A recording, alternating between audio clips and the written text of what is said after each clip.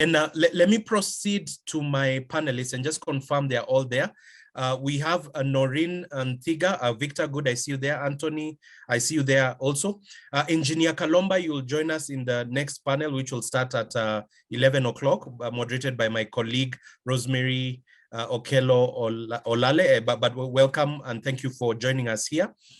We also have Noreen, I think you may have joined also. Geoffrey Otieno, you can turn on your camera so that we can proceed to that part. And then on behalf of the Ministry of Agriculture, how I'd like to run the current panel, and I'll just show the theme and then I'll move out of the PDF. This particular panel is on SME policy support for agribusiness value chains. Issue of policy has come up a lot.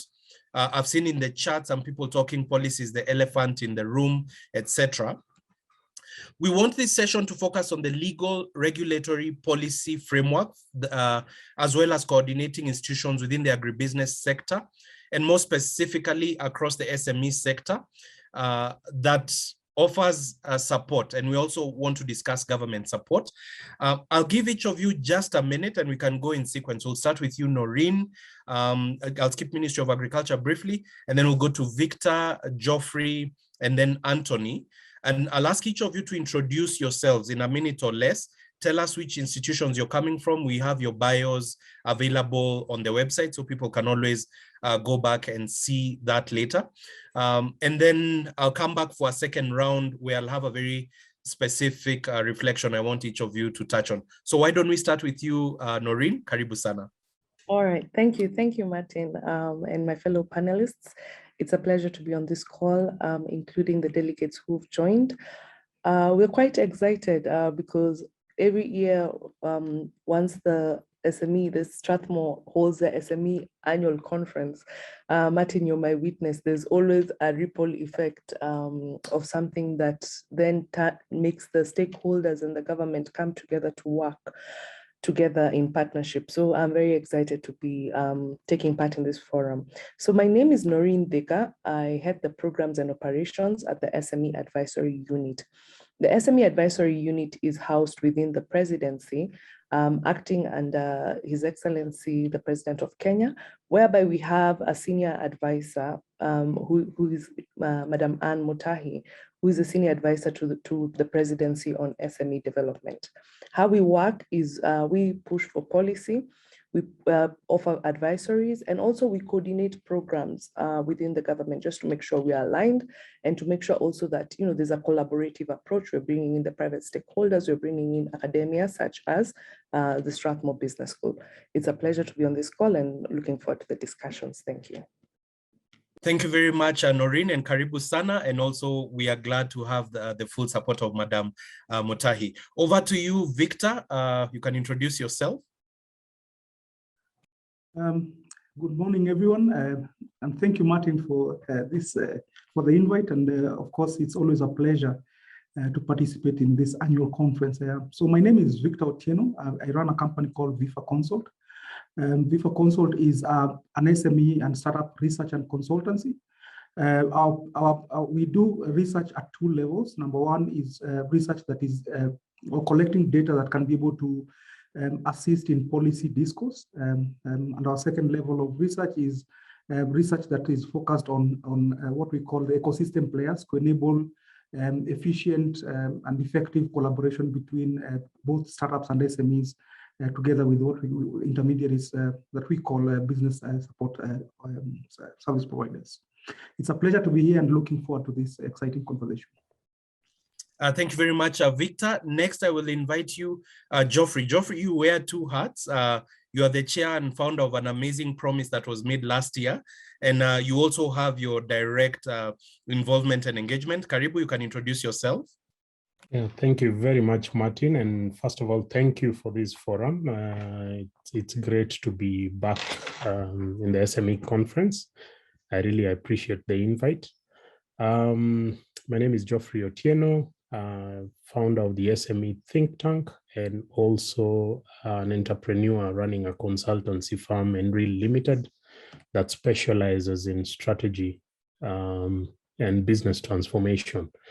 Now, in the SME think tank, what we do is we help SMEs grow their businesses across the African continent. It started off as something that was meant to rescue SMEs from the negative effects of the pandemic. That was last year in March. And it grew over time. We started off with just trying to rescue 5 SMEs, but that grew to 45. And before we knew it, we were 115 SMEs in the think tank. And today we are formally registered with the Kenya government as SME think tank. And we still carry out the work of helping SMEs scale their businesses across the African continent. We now have connected with the like bodies in South Africa, Malawi, and Zimbabwe. And so we are seeing a lot of growth in that particular area. Thank you very much. Thank you very much, Geoffrey, and we'll come back to you a little bit later.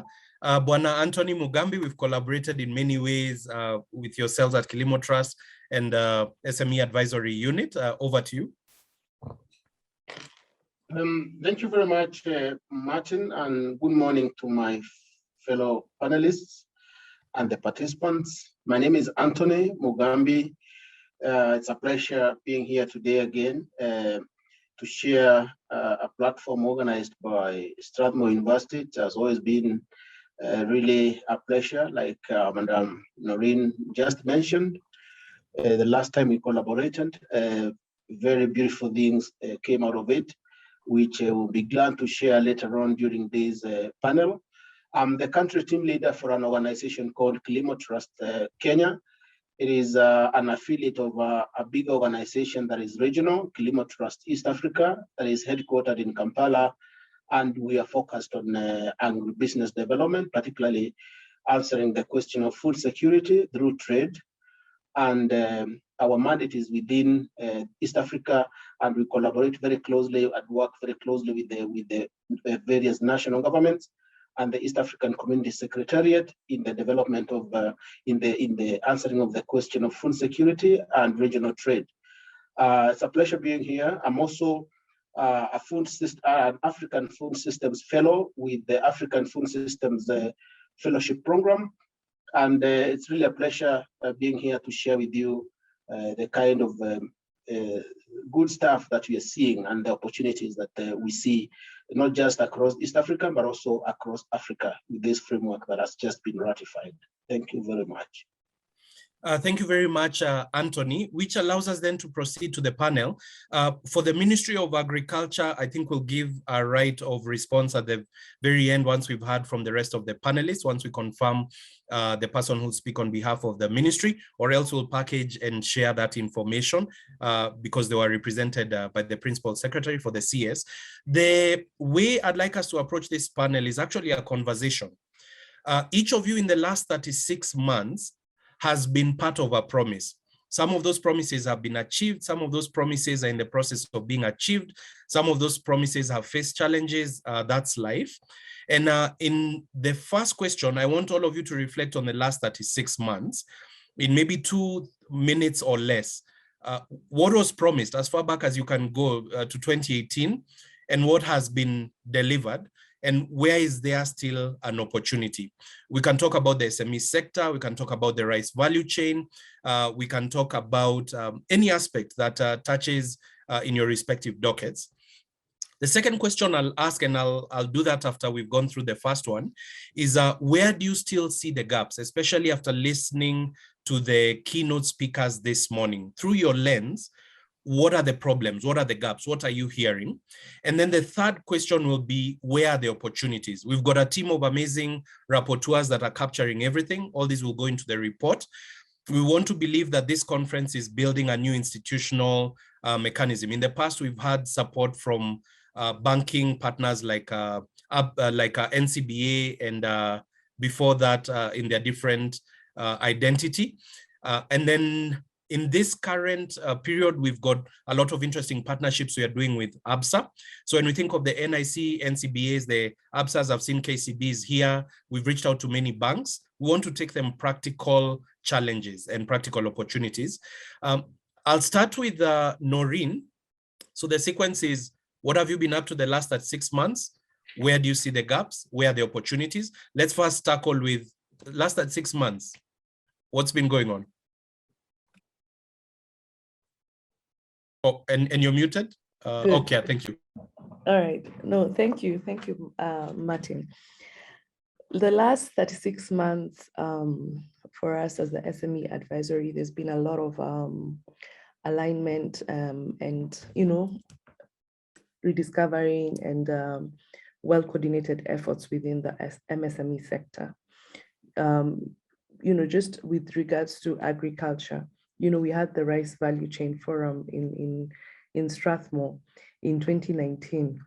And that led to 2020, us coming up with the solutions, because remember, it was a collaborative approach where, JICA, yourselves, Kilimo Trust, Agra, and other partners came together and we engaged the stakeholders, being the farmers, and asked them, what solutions do we need in order to revive the rice value chain? How do we bring it back to where it is? Because at that point, as you remember, we were importing a lot of rice from the Asian countries, and it was not coming in as healthy or good rice.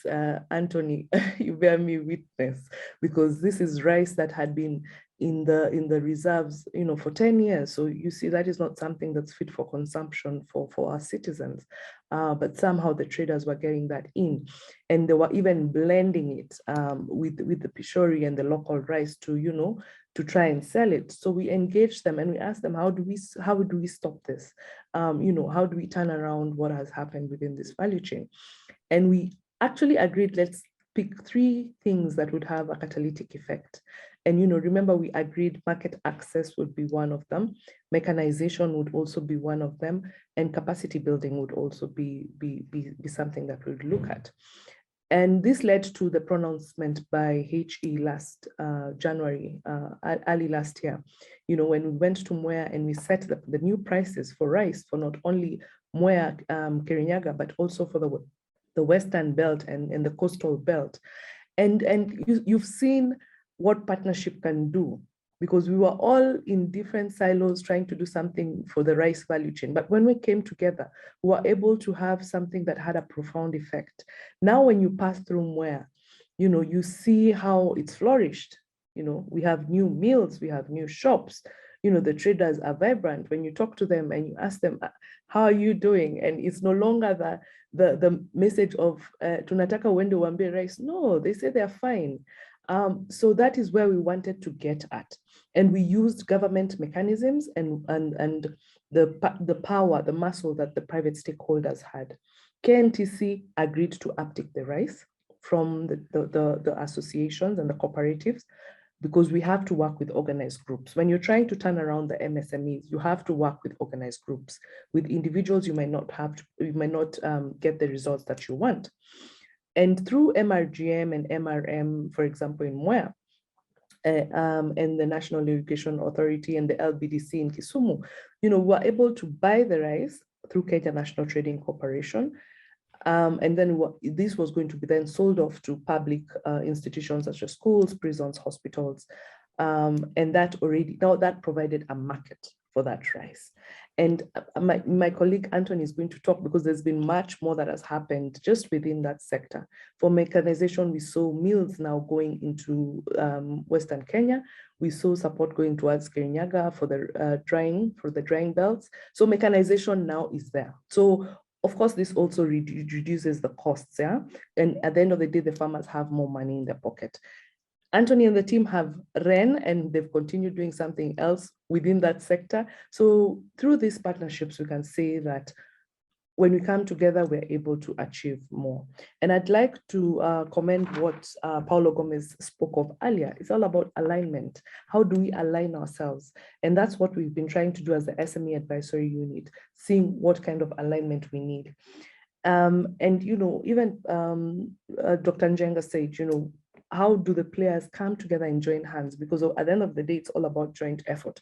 And the Rice Value Chain Program was just an example of how that can work. So the 36 months, we've done so much in the different sectors, but I will just focus on what we've done in the agriculture sector. Thank you. Thank you very much, Noreen. And you talk about the rice event. We actually have a recording of that. I think we'll make sure we have a link to that available. So those who want to hear the discussions that were there will be able to do that. It gives a good segue to Victor. Victor, you are in the world of data. I believe you are at some point you were at Strathmore as a student many years ago. You are really a voice of the SME sector in many places with respect to data. What have the last 36 months been like for you? And I see Victor is there, but is muted. If we can get Victor, is it there? Okay, no, it's okay. Geoffrey, why don't we go to you? Last 36 months, and especially last 12 months, I think that's the most exciting. Yeah, last 36 months, let me go to the last 19 months from the time we formed the SME think tank. What has worked and what has happened?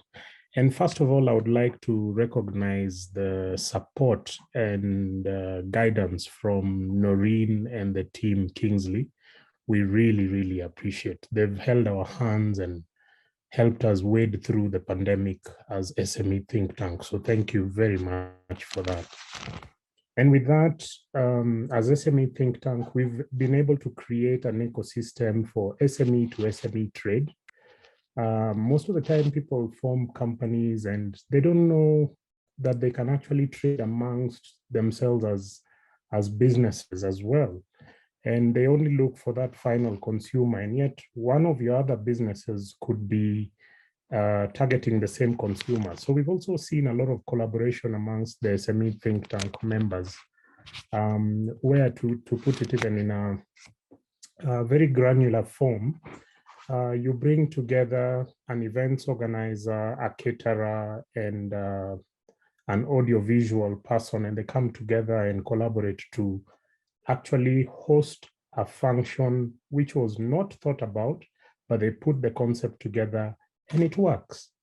Or you bring together a construction company and a solar company to come together, build a house and put that house on solar power. And they realize this collaboration. So we've seen a lot of that and a lot of successes.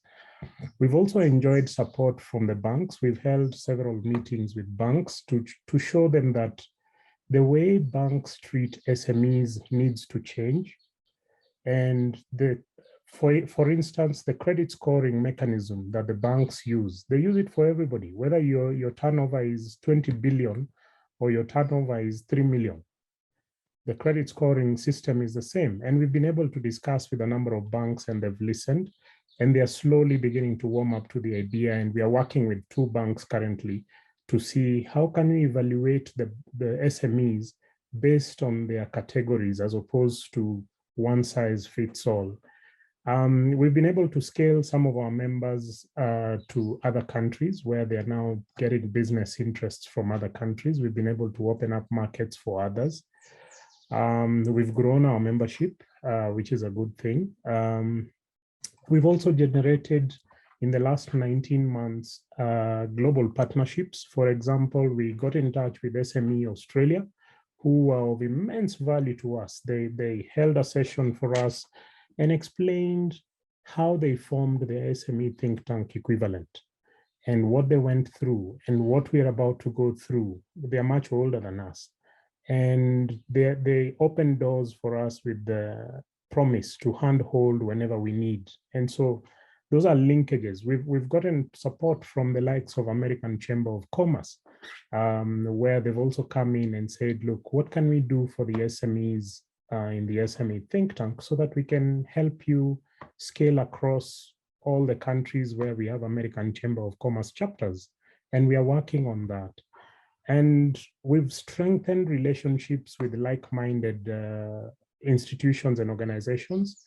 The SME advisory unit, I've just talked about it. We talk almost every fortnight just to find out what's going on, what's happening, what help do you need, which before 10 years ago, that was unheard of. But now they're coming in and seeing that they can help the SMEs, which is fantastic for us. We've talked to members of CAM and we've talked to members of KEPSA, and they've been we actually at the point where we are saying some of the SMEs that we have are small and they need mentorship. So how can the members, the big brothers in CAM and KEPSA, handhold these SMEs to scale them, mentor them, and help them scale? And then, of course, over the last 19 months, we've shared a total of almost 110 opportunities, some of which have been tapped into and converted into new businesses successfully. And that has been our journey over the last 19 months. Okay, thank you very much, Geoffrey. As you are speaking, when I teach my classes, I put them into groups. This past semester in the entrepreneurial leadership class, there were 12 groups. And I remember one of the groups, group 8, a lady called Tanya, a gentleman called Amadi. They broke a logjam in the class because my students simply could not understand why are you asking us to do things in agribusiness? Agriculture ni kitu gani? And you nailed it when you said bring together a marketer, bring together a tech person, bring together all these actors and let them reimagine what can be done for a business. And this includes agribusiness. So thank you for that example. I know tomorrow you're going to be giving the keynote in our entrepreneurship roundtable. I hope you'll repeat that example. Victor is back, but let me go to Anthony. And in the interest of time, we have about 13 minutes. So what I'll actually do is ask you to think of the gap and the opportunity you want to leave in this conference for the other panelists as a closing statement. But let's go to Anthony. Last 36 months, what's been going on in Kilimo Trust? And more broadly, we'll have John Macharia tomorrow from Agra. I know you work quite closely.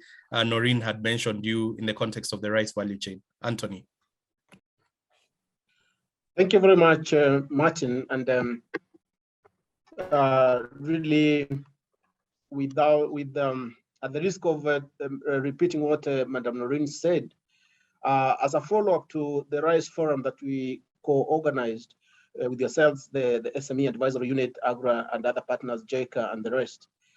As a follow-up, remember when I did a presentation during that particular forum, we talked about the import bill for Kenya, about the rice from the Asian countries. And Kenya accounts for 80% of all the rice imports into East Africa. So basically you can imagine the amount of dollars that we actually take out there just for rice alone. So remember, we gave a promise to ensure that we at least play a part. You know, like Professor Wangari Maathai talked about the weaver bird and you know, the little drop of water in a burning forest. So what we did is that we've been out there to ensure that we are able to do a little bit of import substitution through promotion of local production of rice. And we also did a research, and it is true that, for instance, the Moya rice, which is the aromatic rice, and the other aromatic rice also produced in Western Kenya, it's never consumed by those the farmers themselves, who should be the first consumers, not even in the localities, because it was very expensive. And then when you look at the margins, when you sat down with the stakeholders, the margins for the aromatic rice are so little. And therefore, most of the farmers are attracted by the big prices without looking at what is it that they're making per unit. So when we sat down, we agreed that we have better varieties. After all, there is a lot of adulteration of the same rice. So instead of having aromatic rice mixed with an aromatic, why don't we promote a semi-aromatic rice variety that is has bigger margins for the farmers, bigger production, bigger productivity? And that's what we've done. And today, as we speak, one of the cooperatives, one of the largest cooperatives, I would dare say, in East Africa and maybe beyond, is staring at, for instance, just this year alone, making 2 billion from this variety that we just introduced. It's called Komboka, and we did market activation just this year, and the acceptance within the markets is amazing because it cut down the price per unit by huge margins, and the affordability is there. So that it's able to compete very favorably with the important rice, and then there is that semi-aroma. So basically, that promotes that in our own very small way, we've been able to do market substitution. I wouldn't want to mention a lot, but because of that promotion of also high yielding varieties, a lot of adoption of high productivity varieties, there has been a lot of production, which means also the rice byproducts have been going high, basically rice husks and rice straws. So we've also come up with a program where also we are promoting the what we call circular economy within the rice subsector. And now we are turning the husks, which have now already started becoming a menace at the milling plants, into commercially viable products or products for other processes. For instance, the husks, we are turning them into biochar. We are charring them. We are doing what we call carbon gasification. And we've already actually registered one youth enterprise that is already making not less than $3,000 net per month. So, and it's in Moya is actually a case implemented. So that biochar is being turned into organic fertilizer by another youth enterprise, again, producing organic fertilizers that has become a favorite of coffee farmers and the nursery guys for the ones that are doing seedlings, not just for trees, but also for rice. So just to mention but a few. So basically that's what we've been up to, but the gaps that I'm seeing as several speakers have talked is definitely the gap of knowledge and information. Sometimes the information asymmetry leads to, first of all, poor decision and bad decisions in terms of investments. Sometimes even you don't know exactly where to invest, what to invest in, because there's that information asymmetry. So in terms of the data, big data analysis and stuff like that, very, very critical. But also something that was mentioned by, in terms of saying, what is it, that recommendation, for instance, now that we have the real government here with us, in this triple helix of the academia, the rest of us, the private sector. What is the future of smallholder farming for particular value chains, for instance? Can that really take advantage of this African free trade area? And that brings the question of issues to do with land aggregation. Professor P.S. talked about how, for instance, if you allocate 3,000 acres in a village, everyone will come up in arms. But what if, for me, what I would think, and maybe this is something that can be looked at in the future for policy purposes. What if in these villages where they're doing very small holder farming of half an acre, quarter an acre, now the subdivision has gone beyond imagination. Can these villages, for instance, can they be brought together in those institutions, for instance, that is in this beam we are talking about today? They form an institution of smallholder farmers, but they are amalgamate their small farms. Those now they contribute those small farms as shares into a company, which is held within, say, a ward or even a sub-county. There's form a holding company, and the share into that is actually your piece size of land. And then it is managed professionally, mechanized, that we can take advantage of this market that we are staring at, the African-wide market. And therefore, people can settle in one area, the amenities can be provided, high-class living standards, and these guys now can become workers in their own farms. At the end of the day, what is sold, what comes out from this professionally managed enterprise is shared, proportionately according to your shares, which is your piece of land, what you have contributed. So that's my thought. And I thought that maybe the SME advisory unit could take it up. And I think so that I don't take a lot of time, I want to stop there. I don't think I'll get another opportunity, but let's hope so. Thanks. Yeah, that's okay. And thank you very much for that, Anthony. There's a training we've been doing at Strathmore with county governments with an outfit called Global Communities, USAID. And that idea of aggregation of smallholders has been key. Tomorrow, we are going to have Ambassador Peter Kaberia, and he's going to talk about One Village, One Product initiative. I'm sensing there's quite a bit of alignment with that. So it might not be as far-fetched as we might assume. Victor, I'll just give you 2 minutes. What have the last 36 minutes been like? Then for all the panelists, in just 1 minute, what's the one gap you see and the one recommendation you would make, either to government, if you're in private sector, or non-state sector, or to private sector if you're in government, etc., or to academia, we're also listening. Just one problem and one recommendation. But Victor, last 36 months in a minute, 2 minutes or less, and then 1 minute each, so that we can allow the next panel. And we'll invite you back. I know there's quite a bit we can talk about, and it's all digital. We can do additional recordings and add them to where we are going to host your section. So this is not the end. This is a beginning. Victor. Thank you very much. I think in the last 36 months, as I mentioned in my introduction, our focus mainly is looking at developing policy alternatives with a focus on SMEs and startups. So of course, in the last 36 months, what has happened is we've been able to give policy alternative to budget making process. So usually annually, government goes through this budget making process, and which culminates in June, where resources are allocated to different economic sectors. So what our role has been majorly is just to give an alternative in terms of approach towards supporting the broad MSME sector. Of course, this ties in very nicely with the COVID last year, where government gave out a COVID-19 economic stimulus program. What we did in that period is we were able to give a case of an alternative way of reaching out to the largely gray MSME sector in Kenya. Of course, whether it's taken up or not is neither here nor there.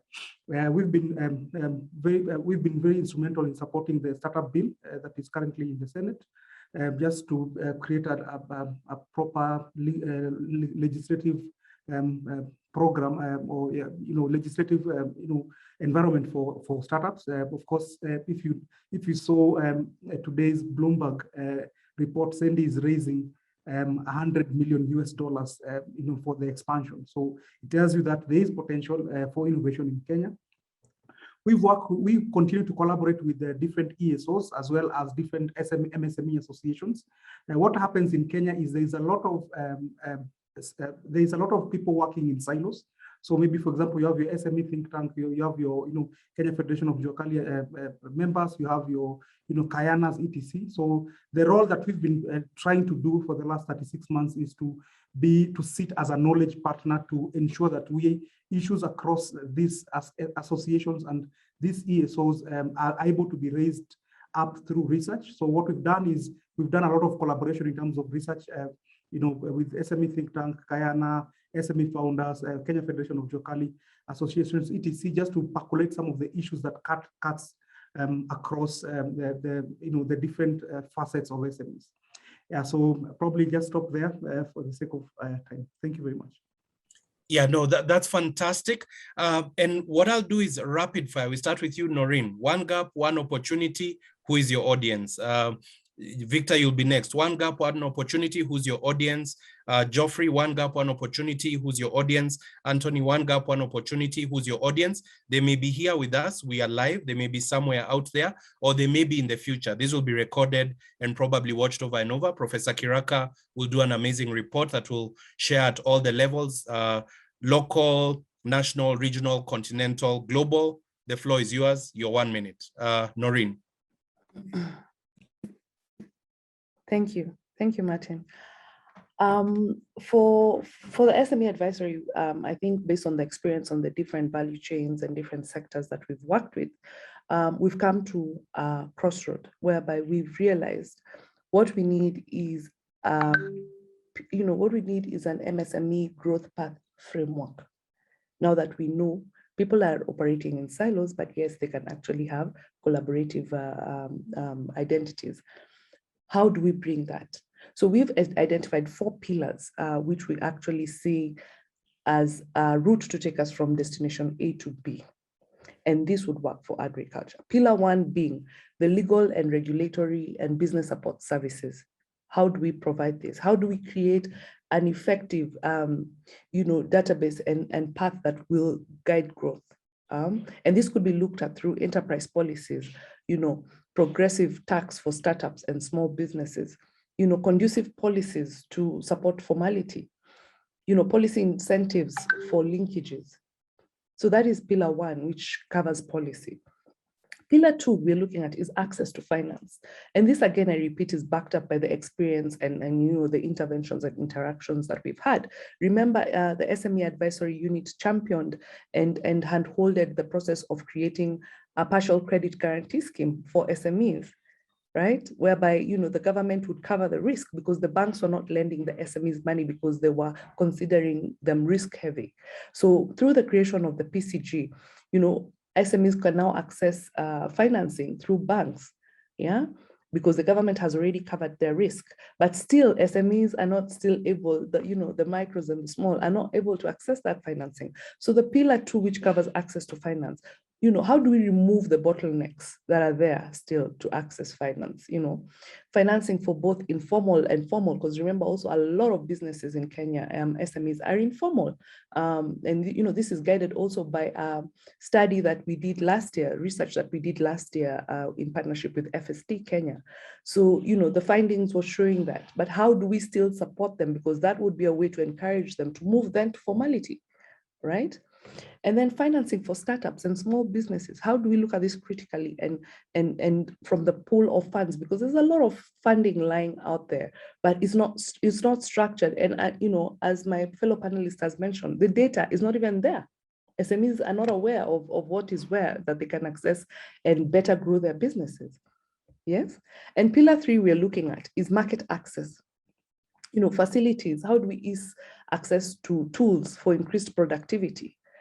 Right now, we're talking about infrastructure earlier, and the government has put in some work. We have the roads, that's visible to all. We have 145 markets available across the different counties, and these are markets that are either new or refurbished, right? And this does not include the flagship markets such as Shaka Market or Gikomba Market, which are modern markets, which have even breastfeeding facilities for the traders. These are just markets, the 145 are just markets that have been redone to create, a decent and dignified space for our traders to trade in, right?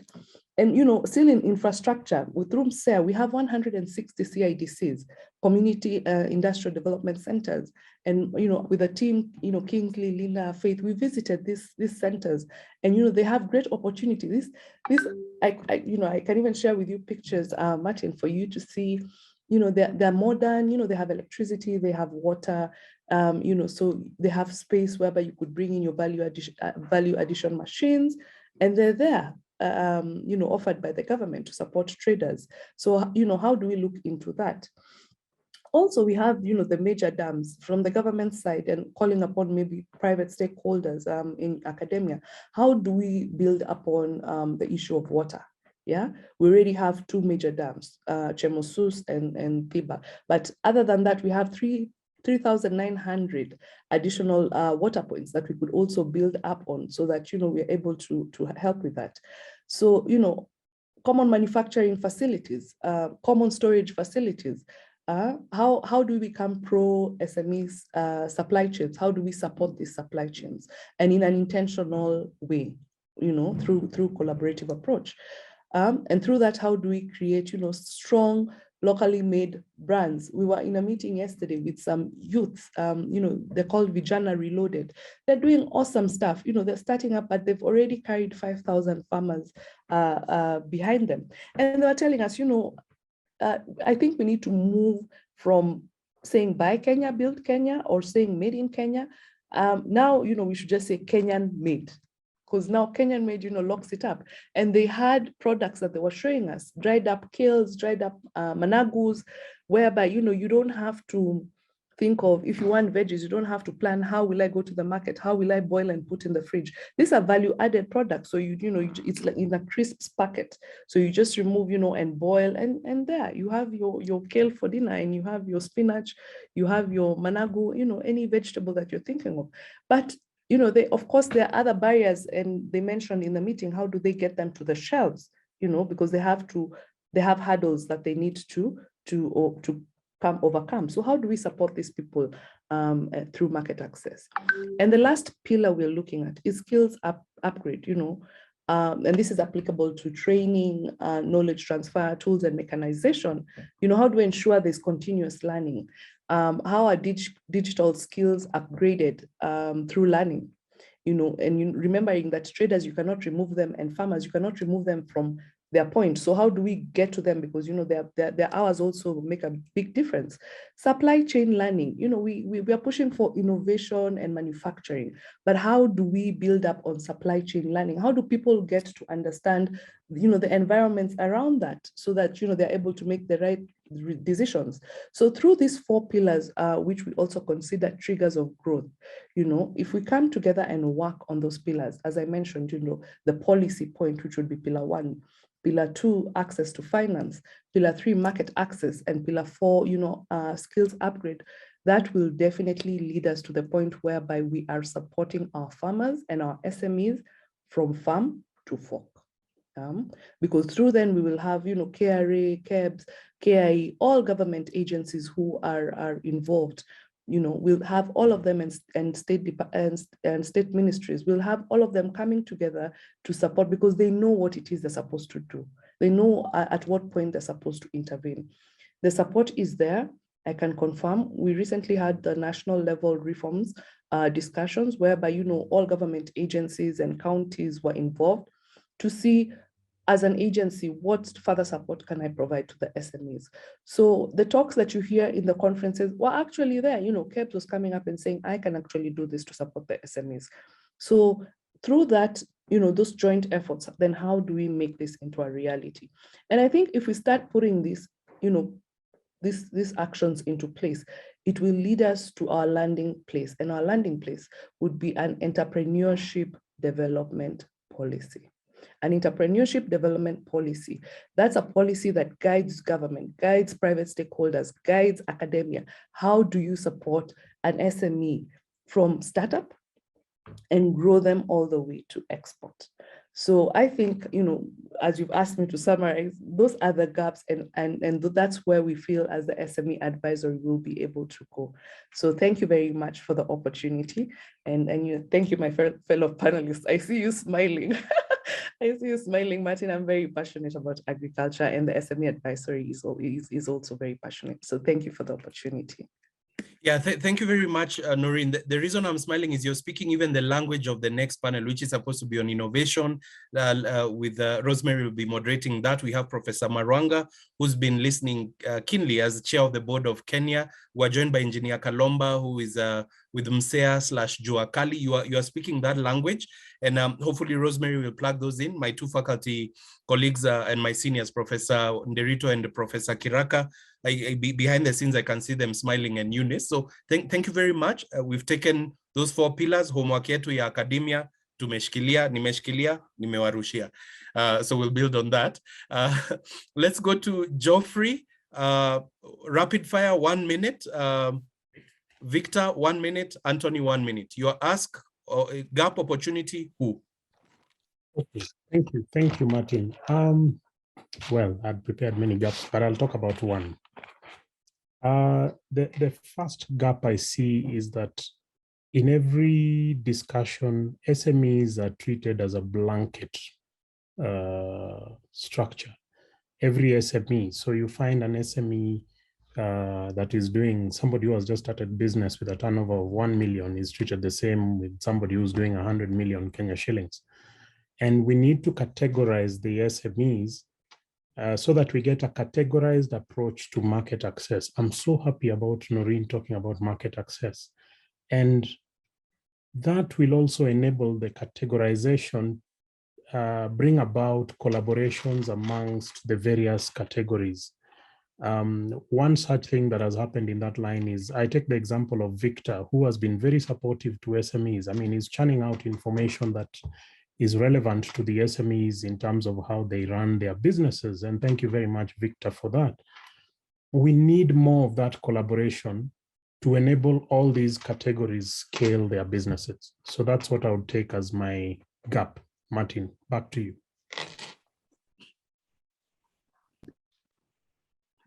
Martin seems to be doing something else. Let me just take the initiative to to proceed. Yeah, so we've done a paper around looking at agricultural value chain and with a focus on looking at Vision 2030, because everything that we talk about, when we talk about issues around policy, it is anchored in law and is anchored under a national vision. So what we did is we went through Vision 2030 together with the three MTPs, just trying to see what kind of strategy government has put in place and if they are being implemented. So I think one of the recommendations that we would put out and is for I don't know whether it's government or academia to do an analysis of the veracity or effectiveness of the strategies under Vision 2030 with a specific focus on manufacturing and agriculture. So I think for us that's a major gap, at least so that we can know as a country if our broad vision for supporting both manufacturing as well as agriculture is working or not, and linking that and seeing the output of that either or seeing an impact of those strategies working. Again, doing an evaluation to see if those strategies are actually provided for in terms of resources at budget level. So what is happening currently is if you look at the annual economic review, it doesn't indicate clearly, the operational strategies that are articulated. It doesn't articulate clearly the link between the strategy that is being said would be implemented and a link towards resource allocation at the budget process. So I think for us that's a major issue. Looking at manufacturing as part of the agri-value chain, if you look at data, we are seeing that small micro business manufacturers constitute around 5% of GDP, sector GDP contribution. Yet if you look at their population, they constitute 95% of total manufacturers. So of course we can see a gap, and of course the 5% medium to large manufacturers contribute over 60% of GDP contribution. So of course there has to be a way in which we are able to grow the micro and small manufacturers, either through collaboration framework with the larger manufacturers and forward linkages to global value chains, so that we are able to find a systemic way of really growing our micro small businesses towards large ETC. Thank you, Victor. Sorry, I think you may have lost me briefly, but thank you for continuing. Over to you, Anthony. Thank you very much. Very insightful stuff coming from the panelists. And for me, I think to answer the question of access to finance, basically the categorization of the SMEs and all that, I thought that the digital space and the data that is held by the various sectors, both the government, the private sector, and including the civil society, for instance, NGOs.